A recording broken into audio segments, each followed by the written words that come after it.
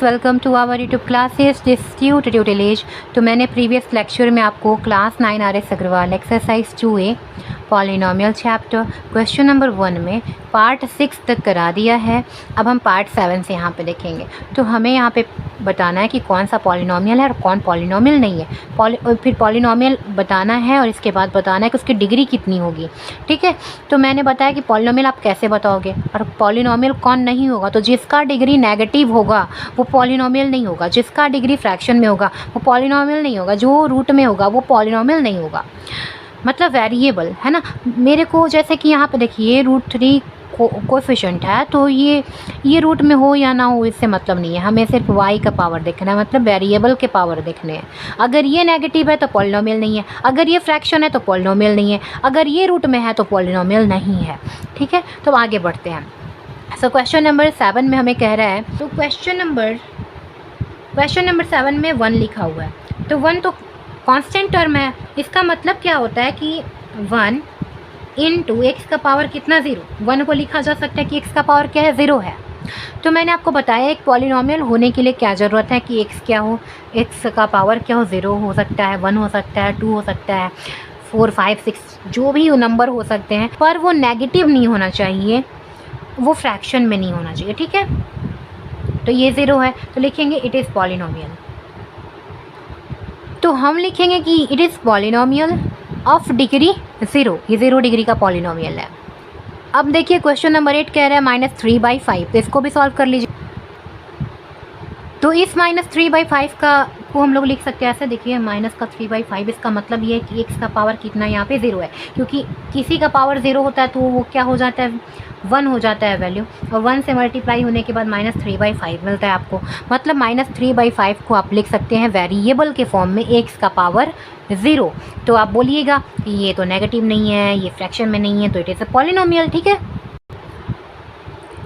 So it is a polynomial of degree 0 आप लिख सकते हैं। ठीक है, सो अब हम लोग देखते हैं अपना क्वेश्चन नंबर 9। तो यहाँ पे देखिए x²/2 माइनस का 2yx², तो आपको इसे सॉल्व करना पड़ेगा। तो देखिए आप इसे लिख सकते हैं x²/2 माइनस 2, यहाँ पे ये x² नीचे फ्रैक्शन में है, तो आप डिनोमिनेटर में है तो आप न्यूमरेटर में ले जाइए। तो x का पावर माइनस का 2, देखिए यहाँ पे प्लस का 2 है, न्यूमरेटर में जाएगा तो क्या बन जाएगा, माइनस का 2। तो मतलब कि आपके पास ये हो गया कि 1/2 into x² minus 2 into x का पावर माइनस का 2 है ना। तो आप यहाँ से देख के बताइए ना, यही चीज़ तो मैंने यहाँ पे थोड़ा स्प्लिट करके लिख दिया है कि इसका पावर क्या आ गया, नेगेटिव आ गया। तो अगर किसी भी कोई भी पावर अगर नेगेटिव आ जाए, भले ये पॉजिटिव क्यों ना हो, ये पावर तो नेगेटिव आ गया ना, तो ये पूरा का पूरा पार्ट पॉलिनोमियल नहीं होगा, पावर नेगेटिव नहीं होना चाहिए, इसलिए तो यहाँ पे हम लोग लिख देंगे कि it is not a polynomial. ठीक है, क्वेश्चन नंबर 10 की ओर आते हैं।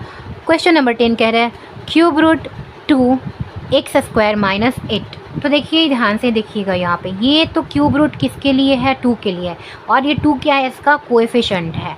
तो आपको तो सिर्फ वेरिएबल को देखना है, वेरिएबल आपका x है, इसका पावर आपको चेक करना है। तो इसका पावर क्या है, 2 है, जो कि एक पॉजिटिव इंटीजर है, तो आप ले सकते हो इसे। आप बोलोगे कि yes it is a polynomial. ठीक है, और इसका डिग्री पूछेगा तो डिग्री 2, तो पॉलिनोमियल है और डिग्री कितना है, 2 है। तो यहाँ पे लिखोगे पॉलिनोमियल है और डिग्री कितना है, 2 है। तो अब आते हैं क्वेश्चन नंबर 11 में, जहाँ कर रहा है 1/2 x² को बना के बताइए पॉलिनोमियल है कि नहीं। तो आप इसे लिख सकते हैं 1/2, ये x² नीचे डिनोमिनेटर में है, तो आप इसे न्यूमरेटर में ले जा सकते हैं। तो जैसे ही न्यूमरेटर में ले जाओगे तो ये क्या बन जाएगा, यहाँ प्लस का 2 है तो ऊपर जाके माइनस का 2 है ना। ये यदि डिनोमिनेटर में पावर प्लस में है ये पावर, तो ऊपर जाएगा तो क्या बन जाएगा, पावर माइनस बन जाएगा। तो अब आपके पास बन गया 1/2, मतलब x² एक्स का पावर -2/2 है ना। तो आपका यहाँ पे देखिए पावर कितना आ गया, -2 आ गया। तो आप लिख सकते हैं कि कोई भी पॉलिनोमियल अगर माइनस पावर के साथ है तो वो नॉट पॉलिनोमियल होता है ना, माइनस है अगर पावर तो नॉट पॉलिनोमियल। तो देखिए यहाँ पे क्वेश्चन नंबर 13 में ए 3/5 का एक्स स्क्वायर माइनस 7/3 का पावर 1 प्लस 9 है, तो बोलेंगे yes it is a polynomial. क्यों? क्योंकि इसका डिग्री क्या है, पॉजिटिव इंटीजर्स हैं, तो बोलेंगे कि पॉलिनोमियल है और डिग्री इसका कितना है, 2 है, क्योंकि हाईएस्ट पावर इसका डिग्री बन जाता है। अब आइए क्वेश्चन नंबर 14 में एक्स का power 4 minus X raise to 3/2। तो देखिए यहीं पे आप रुक जाइए, अब आपको आगे बढ़ने का ज़रूरत नहीं है। क्यों? क्योंकि यहीं पे आपका पावर फ्रैक्शन में मिल गया, और जैसे ही आपको फ्रैक्शन मिल जाता है पावर में, तो आप बोल सकते हैं नॉट पॉलिनोमियल। ठीक है, पॉलिनोमियल नहीं है तो डिग्री बताने का ज़रूरत नहीं है।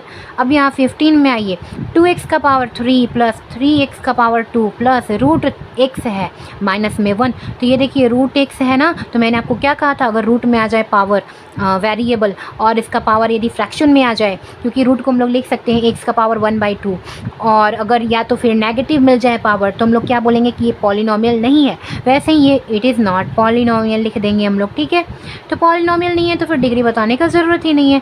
तो आज के लेक्चर में इतना ही। नेक्स्ट क्वेश्चन हम लोग नेक्स्ट लेक्चर में करेंगे। Thank you.